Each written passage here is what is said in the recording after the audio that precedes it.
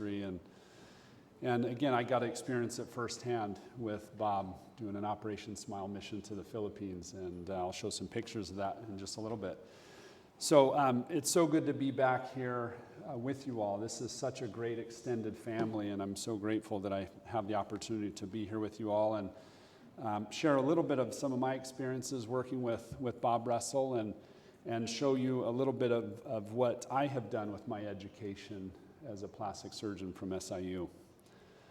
So here are my disclosures. There may be some incriminating photos of Bubba in this talk, and it's certainly okay to laugh out loud at any point as we go. And today really represents the end of a very unique era of SIU plastic surgery, as Bob Russell has been such an integral part of that now for 42 years, 43 years. Just for reference, I'm 42 years old. So here's a little overview of my talk. I'll do just a brief introduction about myself and my practice, and then we'll do a little photo walk down memory lane from my era working with Bubba. I'll then talk a little bit about my journey toward becoming a pediatric hand, nerve, and microsurgeon, and then just go through a few flaps that I've done from head to toe for children. So a little bit about me. I was a resident here from 2011 to 2017, so just finished my 6th year of practice.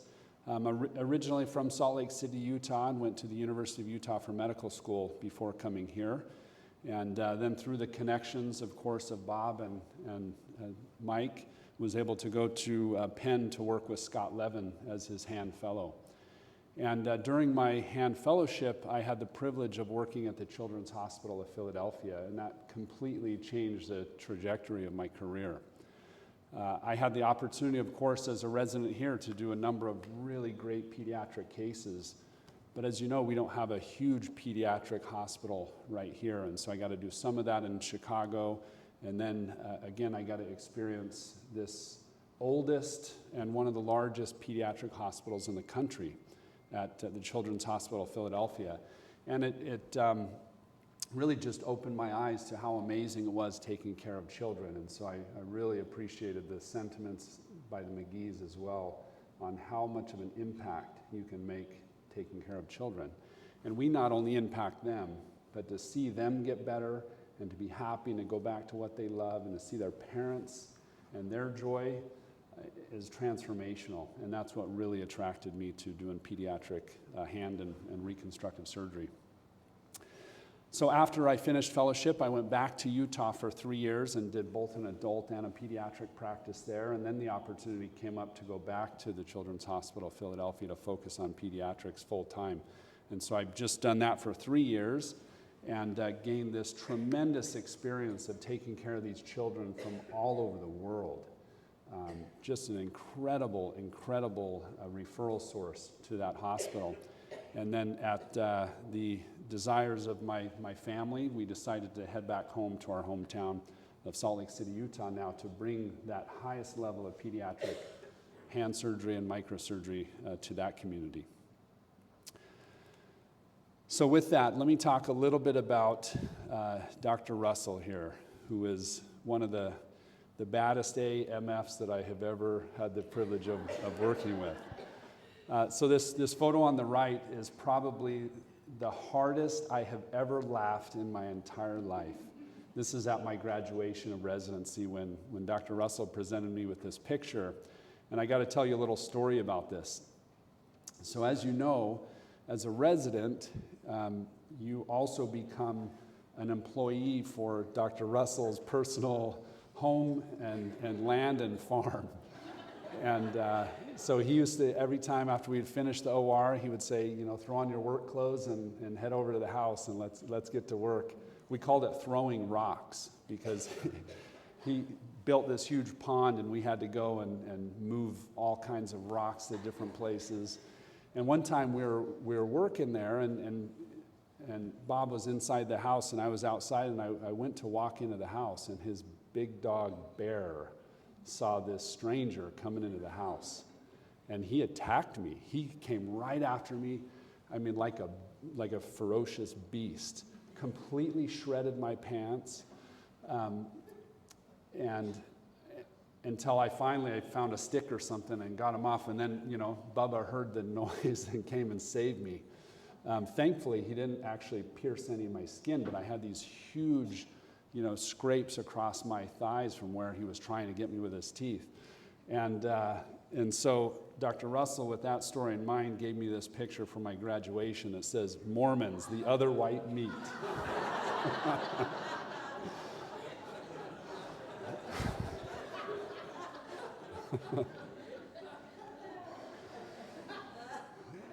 So Dr. Russell, as you've heard already and you'll continue to hear, he was always a champion for his trainees and mentees. And he would come and help no matter what he was doing. So this is the day he was out working in his yard, and somebody who knew, got hurt. And so he came on in without changing out of his work clothes into the ER and helped sew up his friend here. And here he is on rounds with us, with visiting professors that came back from the Philippines after our mission there. And here he is teaching the splinting and casting lab with Dr. Ross. So he was always there in every aspect of what we did in plastic surgery. And as you know, he's kind of a ladies' man, as you can see in these photos. The women were always drawn to him in different ways. And the funny thing is, he always has this funny look on his face. And I'm not sure if that's due to the alcohol or what. The other thing we shared together was a lot of good meals. I was looking through all the photos that we had, and there were a lot of these types of photos of us around the table with great people and good food. And unfortunately, here's some more of those. It did a little something to his physique, though, all that good food. And this is him on the right, sleeping after one of those good lunches, too, when we're supposed to be working in the operating room. So here's some photos from our mission when I was, I believe, a fourth or fifth year resident to the Philippines, which was, again, one of those just transformational experiences for me in my training. And I think my colleagues that went with us felt the same as well. There's also been a couple rough times for Bubba, but he almost never missed a beat. He didn't let anything ever get him down. And so again, always had this positive attitude. So here he is around that pond at his house, on his tractor, doing his thing. So anyway, what a great example he was certainly to me in my career, and it was a great experience being here with him for 6 years. So with that little tribute, I'm going to talk a little bit about what I do now as a pediatric hand and microsurgeon. So I'm going to do a little tour again, head to toe. But I want to start by sharing with you this quote. This is one of the most important things that I picked up in my 6 years of training here. And it's that plastic surgery is really all about building a toolbox, right? It's learning how to think creatively and developing good judgment, and not really about learning specific operations. So we came here, and this institution and these leaders of the specialty gave us this toolbox and showed us how to build it. And all of us go out in the world and we do completely different things many of the times than what we did in our training. And I certainly took that from this program and have applied that to my care of pediatric conditions. So let me start talking a little bit about mandibular reconstruction on children. I had the opportunity to do this for some adults when I was here, but certainly never had the privilege of doing it on a child here. But I've been able to do this now for all different types of pathologies that I've listed here. Some malignant conditions, some benign but locally aggressive conditions.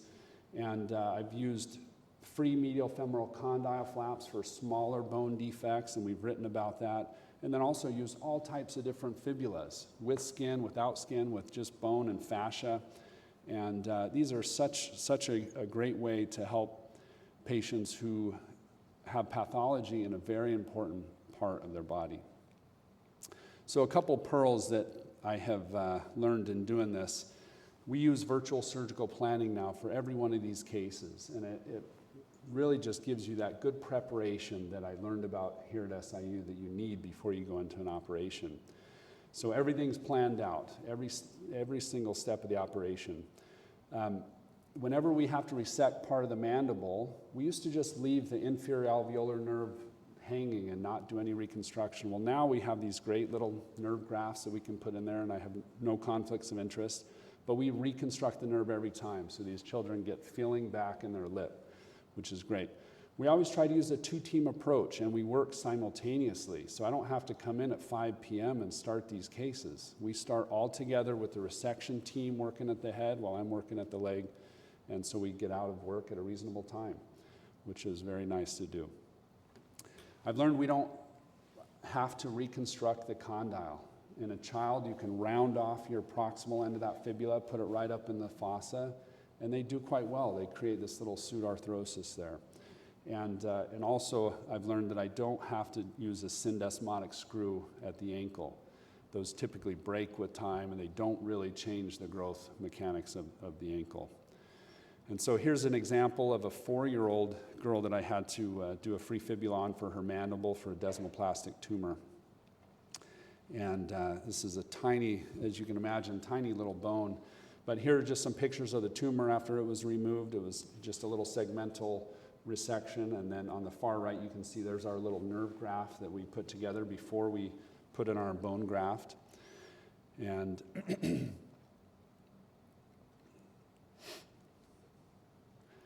here's us building the fibula. So obviously it's small anatomy, but it's the same anatomy as an adult, so nothing different there. But we raise the fibula flap, we build the entire mandible right on the leg before we divide the pedicle. So here you can see on the far left, that's our little 3D printed cut guides, so we can cut the mandible and shape it into its 3D form.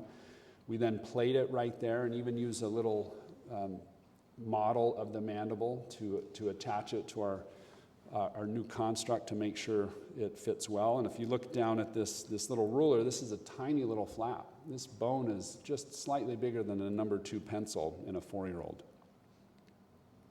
And so here it is after we've inset it. We put a little skin paddle there just for monitoring that we then remove later. Just makes it a little bit easier to follow her clinically after the operation. And here's some of the radiographs after, showing good continuity there now of the mandible. So very fun cases, and again, a lot better when you can do it in a team approach and work together. So let's move down just a little bit to the spine. So this is a 12-year-old young man who unfortunately was born with idiopathic scoliosis, and where his spine just completely folds over and couldn't breathe, and so he's had to have more than 30 operations to keep his spine straight so he can actually breathe and grow and develop. But unfortunately, this has been done with lots of different hardware, and because of all the operations, he has just a tremendous scar burden and no soft tissue coverage over this life essential hardware. So here you can see on that middle picture where the hardware is almost coming through the skin there. And so I looked at him and right away thought, we need a really good, healthy, thick flap to cover this. So as you can see on the far right, I planned a big ALT flap to do this, but I decided for better or for worse, let's try something else local first. We couldn't use his latissimus flaps. They've been completely divided with all his operations. So we went ahead and did a pedicle trapezius flap here. And got him certainly covered and healed well. He did good for about 6 months, and then of course, hardware always wins when there's a battle of hardware and soft tissue. So here he is. He developed a little draining sinus, and then again exposed hardware. Did some local flaps to get it temporarily closed, and then of course, it just became more and more prominent, and so we decided to proceed with what I thought was the best plan from the beginning. So here he is on the day of ALT flap reconstruction to cover this hardware.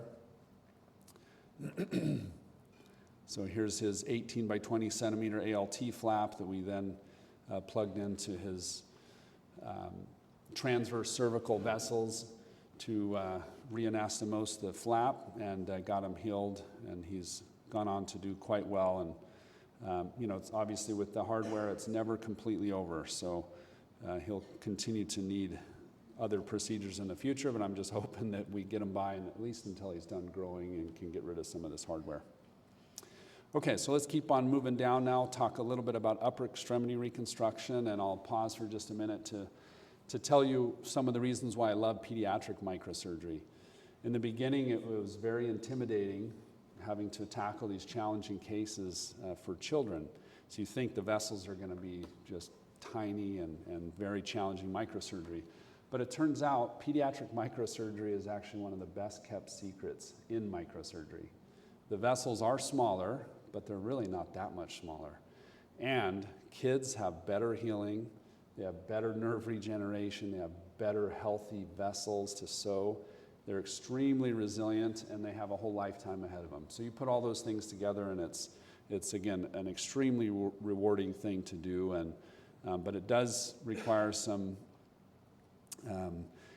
perseverance, and obviously with the kids having the rest of their lives ahead of them, you never want to give up. So let's talk about a challenging extremity reconstruction case. So this is an 11-year-old girl who unfortunately was in a side-by-side rollover accident. So this is a so-called roll bar arm where when they rolled, she got her arm out around the roll bar. You can see on the right, this is a terrible open supracondylar fracture, brachial arteries out, all the muscles are out. Thankfully, her nerves were in pretty good shape, which is one of the saving graces for her case. She had a little bit of an ulnar neuropathy, but after exploration of the nerve and transposition, it was okay. So we wrote up our experience. My first 3 years when I was in practice at the University of Utah, every summer we would just see all types of these ATV side-by-side rollover injuries, and so we wrote up our experience with that and compared these side-by-side injuries to standard ATV injuries, and we found there was a 30% amputation rate with side-by-sides and only a 3% amputation rate with standard ATV hand injuries. So this is her after some debridement. Thankfully, she had some good collateral circulation with a decently vascularized hand, even though the brachial artery was out. It took them quite a while to get her to us from where she was at in an outside hospital. But once we finally got her, this is what everything looked like. So we cleaned it up and then planned our reconstruction.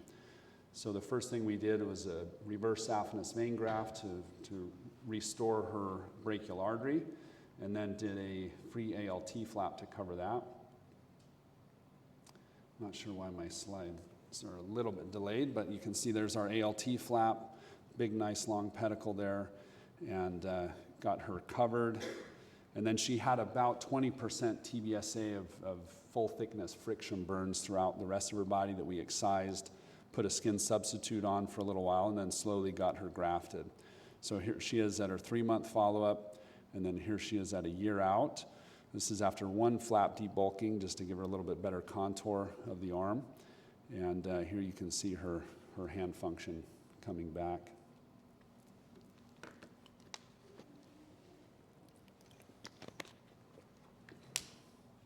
Completely recovered from the ulnar nerve palsy. And then here she is at 2 years follow-up. This is after 2 debulking surgeries to give her a little better contour. And then her mom just sent me this video of her doing ballet.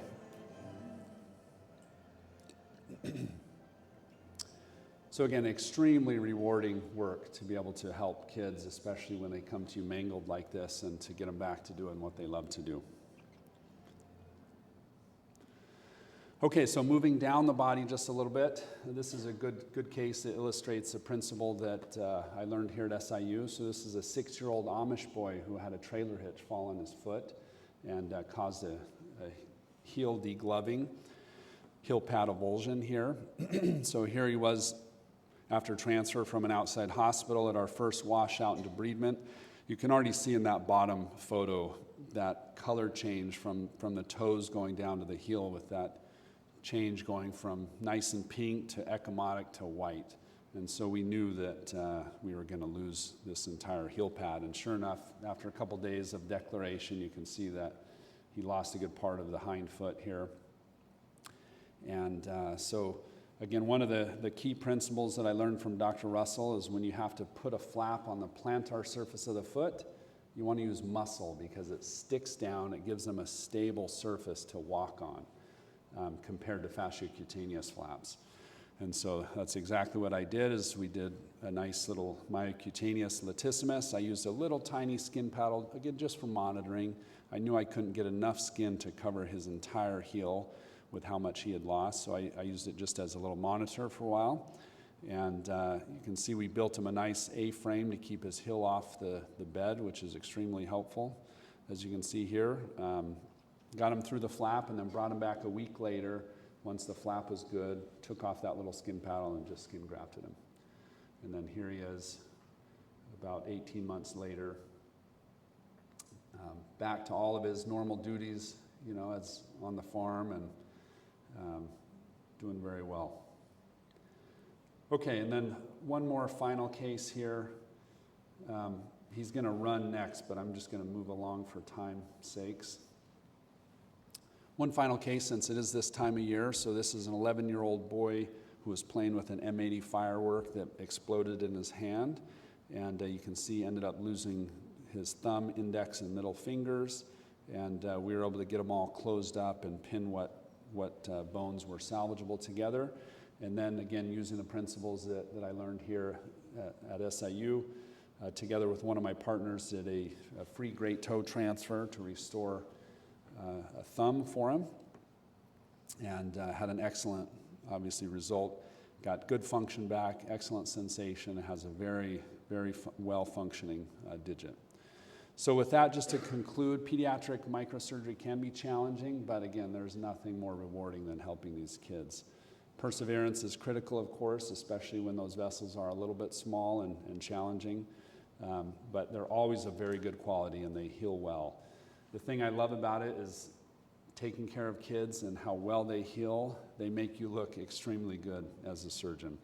And SIU, and in particular, of course, Bob Russell certainly trained us and prepared us well for doing this important work. Thank you very much.